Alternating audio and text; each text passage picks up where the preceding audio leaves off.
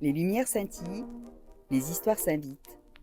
Saban Live vous présente la fin du voyage de la princesse Pirlipat et je suis là pour partager avec vous les mots d'Alexandre Dumas pour son Casse-Noisette sur la musique de Tchaïkovski.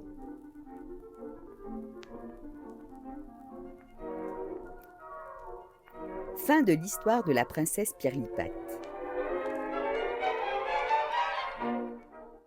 Le premier soin du mécanicien et de l'astrologue en arrivant à la cour fut de laisser le jeune Drosselmayer à l'auberge et d'aller annoncer au palais que, après l'avoir cherché inutilement dans les 4 parties du monde, ils avaient enfin trouvé la noix Krakatuk à Nuremberg. Mais de celui qui la devait casser, comme il était convenu entre eux, ils n'en dirent pas un mot. La joie fut grande au palais.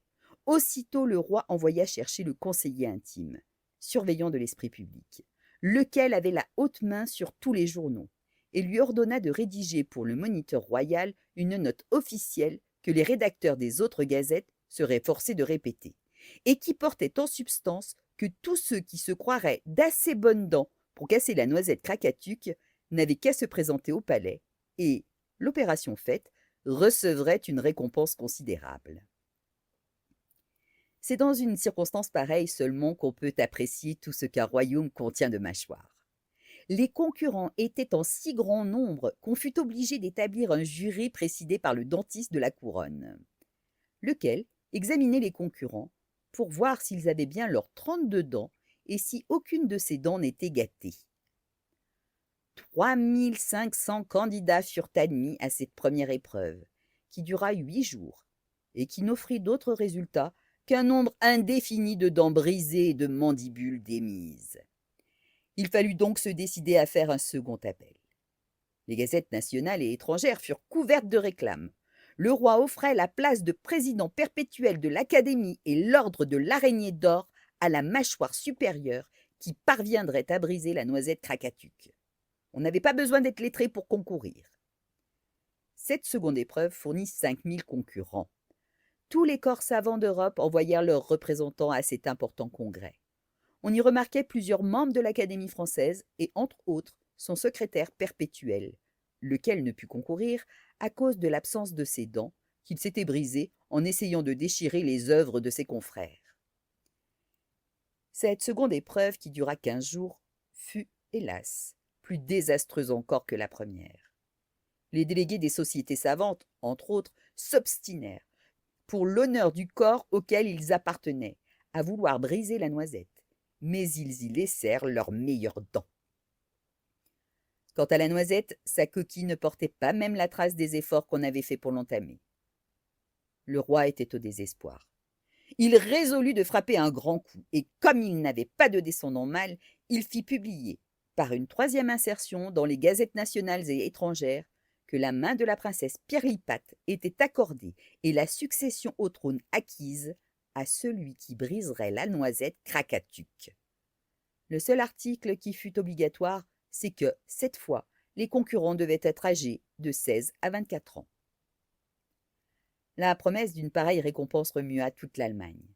Les candidats arrivèrent de tous les coins de l'Europe, et il en serait même venu de l'Asie, de l'Afrique et de l'Amérique, ainsi que de cette 5e partie du monde qu'avaient découverte Elias Drosselmayer et son ami l'astrologue, si le temps ayant été limité, les lecteurs n'eussent judicieusement réfléchi qu'au moment où ils lisaient la susdite annonce, l'épreuve était en train de s'accomplir, ou même était déjà accomplie.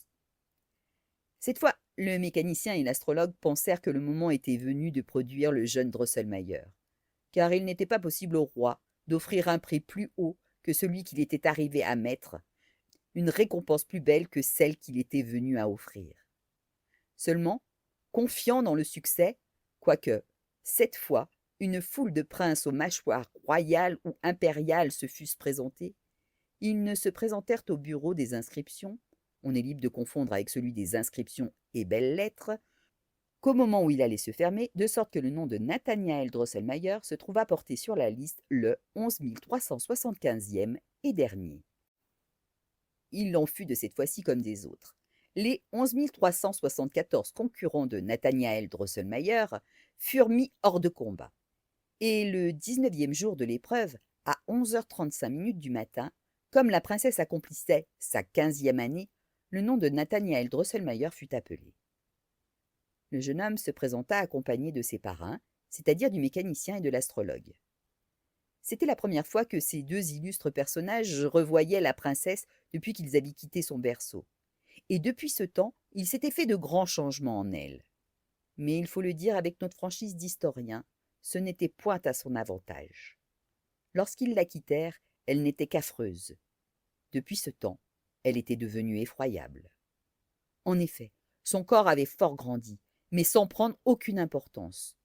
Aussi ne pouvait-on comprendre comment ses jambes grêles, ses hanches sans force, ce torse tout ratatiné, pouvaient soutenir la monstrueuse tête qu'il supportait. Cette tête se composait des mêmes cheveux hérissés, des mêmes yeux verts, de la même bouche immense, du même menton cotonneux que nous avons dit. Seulement, tout cela avait pris 15 ans de plus.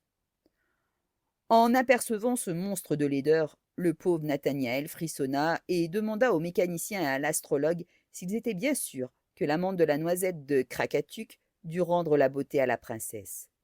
Attendu que, si elle demeurait dans l'état où elle se trouvait, il était disposé à tenter l'épreuve pour la gloire de réussir où tant d'autres avaient échoué, mais à laisser l'honneur du mariage et le profit de la succession au trône à qui voudrait bien les accepter. Il va sans dire que le mécanicien et l'astrologue rassurèrent leur filleule, lui affirmant que, la noisette une fois cassée et l'amande une fois mangée, Pirlipat redeviendrait à l'instant même la plus belle princesse de la terre. Mais si la vue de la princesse Pirlipat avait glacé d'effroi le cœur du pauvre Nathaniel, il faut le dire en l'honneur du pauvre garçon, sa présence à lui avait produit un effet tout contraire sur le cœur sensible de l'héritière de la couronne. Et elle n'avait pu s'empêcher de s'écrier en le voyant. « Que je voudrais bien que ce fût celui-ci qui cassa la noisette !» Ce à quoi la surintendante de l'éducation de la princesse répondit. « Je crois devoir faire observer à votre Altesse qu'il n'est point d'habitude qu'une jeune et jolie princesse comme vous êtes dise tout haut son opinion en ces sortes de matières. » En effet, Nathaniel était fait pour tourner la tête à toutes les princesses de la terre. Il avait une petite polonaise de velours violet à brandebourgs et à boutons d'or, que son oncle lui avait fait faire pour cette occasion solennelle. Une culotte pareille, de charmantes petites bottes, si bien vernies et si bien collantes qu'on les aurait crues peintes. Il n'y avait que cette malheureuse queue de bois vissée à sa nuque qui gâtait un peu cet ensemble. Mais en lui mettant des rallonges, l'oncle Drosselmayer lui avait donné la forme d'un petit manteau, et cela pouvait, à la rigueur, passer pour un caprice de toilette, ou pour quelque mode nouvelle que le tailleur de Nathaniel tâchait, vu la circonstance, d'introduire tout doucement à la cour. Aussi, en voyant entrer le charmant petit jeune homme, ce que la princesse avait eu l'imprudence de dire tout haut, chacune des assistantes se le dit tout bas. Et il n'y eut pas une seule personne, pas même le roi et la reine, qui ne désira dans le fond de l'âme que Nathaniel sortît vainqueur de l'entreprise dans laquelle il était engagé. De son côté, le jeune Drosselmayer s'approcha avec une confiance qui redoubla l'espoir qu'on avait en lui. Arrivé devant l'estrade royale, il salua le roi et la reine, puis la princesse Pirlipat, puis les assistants. Après quoi, il reçut du grand maître des cérémonies la noisette Krakatuk, la prit délicatement entre l'index et le pouce, comme fait un escamoteur d'une muscade, l'introduisit dans sa bouche, donna un violent coup de poing sur la tresse de bois et cric, crac, brisa la coquille en plusieurs morceaux. Puis aussitôt, il débarrassa adroitement l'amande des filaments qui y étaient attachés et la présenta à la princesse en lui tirant un gratte-pied aussi élégant que respectueux. Après quoi, il ferma les yeux et commença à marcher à reculons. Aussitôt, la princesse avala l'amande et à l'instant même, ô miracle, le monstre difforme disparut et fut remplacé par une jeune fille d'une angélique beauté. Son visage semblait tissu de flocons de soie roses comme les roses et blancs comme les lys. Ses yeux étaient d'étincelants azur et ses boucles abondantes formées par des fils d'or retombaient sur ses épaules d'albâtre. Aussitôt, les trompettes et les cymbales sonnèrent à tout rompre. Les cris de joie du peuple répondirent au bruit des instruments. Le roi, les ministres, les conseillers et les juges, comme lors de la naissance de Pirlipat, se mirent à danser à cloche-pied, et il fallut jeter de l'eau de Cologne au visage de la reine, qui s'était évanouie de ravissement. Ce grand tumulte troubla fort le jeune Nathaniel Drosselmayer, qui, on se le rappelle, avait encore, pour achever sa mission, à faire les 7 pas en arrière. Pourtant, il se maîtrisa avec une puissance qui donna les plus hautes espérances pour l'époque où il régnerait à son tour. Et il allongeait précisément la jambe pour achever son 7e pas, quand tout à coup, la reine des souris perça le plancher, piaulant affreusement et vint s'élancer entre ses jambes.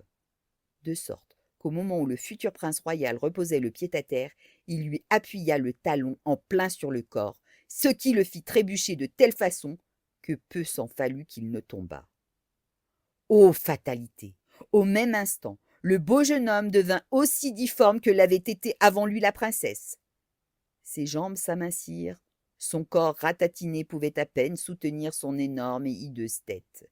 Ses yeux devinrent verts, hagards et à fleur de tête.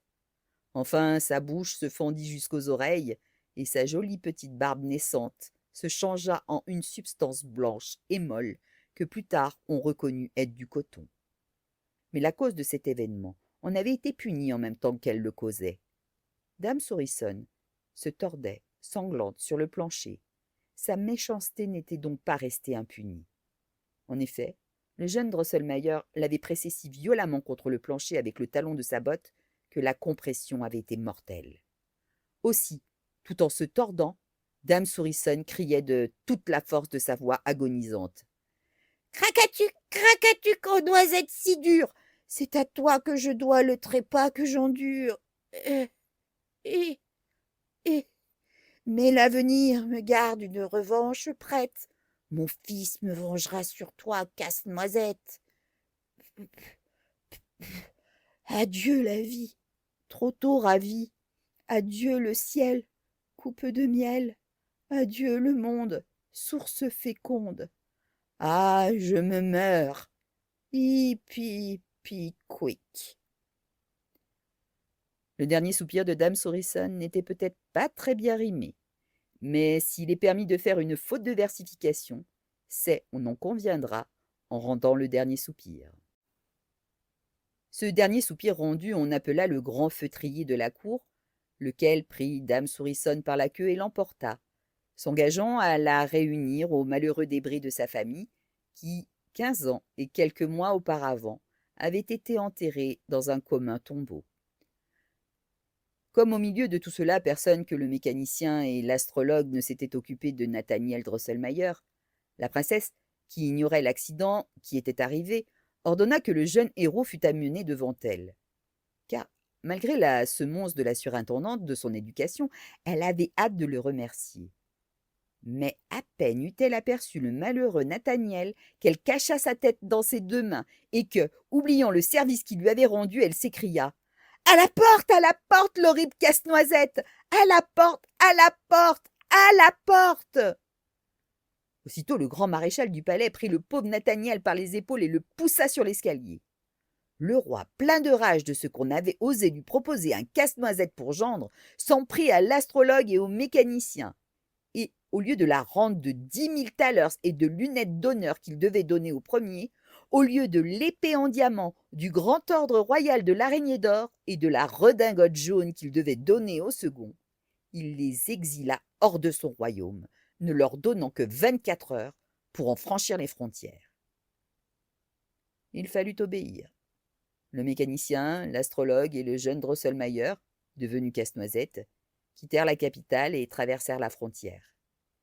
Mais à la nuit venue, les 2 savants consultèrent de nouveau les étoiles et lurent dans la conjonction des astres que, tout contrefait qu'il était, leur filleul n'en deviendrait pas moins prince et roi, s'il n'aimait mieux toutefois rester simple particulier, ce qui serait laissé à son choix. Et cela arriverait quand sa difformité aurait disparu. Et sa difformité disparaîtrait quand il aurait commandé en chef un combat dans lequel serait tué le prince que, après la mort de ses 7 premiers fils, Dame Souriçonne avait mis au monde avec cette tête, et qui était le roi actuel des souris. Enfin, lorsque, malgré sa laideur, Casse-Noisette serait parvenu à se faire aimer d'une jolie dame. En attendant ces brillantes destinées, Nathaniel Drosselmayer, qui était sorti de la boutique paternelle en qualité de fils unique, y rentra en qualité de Casse-Noisette. Il va sans dire que son père ne le reconnut aucunement, et que lorsqu'il demanda à son frère le mécanicien et à son ami l'astrologue ce qu'était devenu son fils bien-aimé, les deux illustres personnages répondirent, avec cet aplomb qui caractérise les savants, que le roi et la reine n'avaient pas voulu se séparer du sauveur de la princesse et que le jeune Nathaniel était resté à la cour, comblé de gloire et d'honneur. Quant au malheureux Casse-Noisette, qui sentait tout ce que sa position avait de pénible, il ne souffla pas le mot, attendant de l'avenir le changement qui devait s'opérer en lui. Cependant, nous devons avouer que, malgré la douceur de son caractère et la philosophie de son esprit, il gardait, au fond de son énorme bouche, une de ses plus grosses dents à longue Drosselmayer, qui, l'étant venu chercher au moment où il y pensait le moins, et l'ayant séduit par ses belles promesses, était la seule et unique cause du malheur épouvantable qui lui était arrivé. Voilà, mes chers enfants, l'histoire de la noisette Krakatuk et de la princesse Pirlipate, telle que la raconta le parrain Drosselmayer à la petite Marie. Et vous savez pourquoi l'on dit maintenant d'une chose difficile, c'est une dure noisette à casser.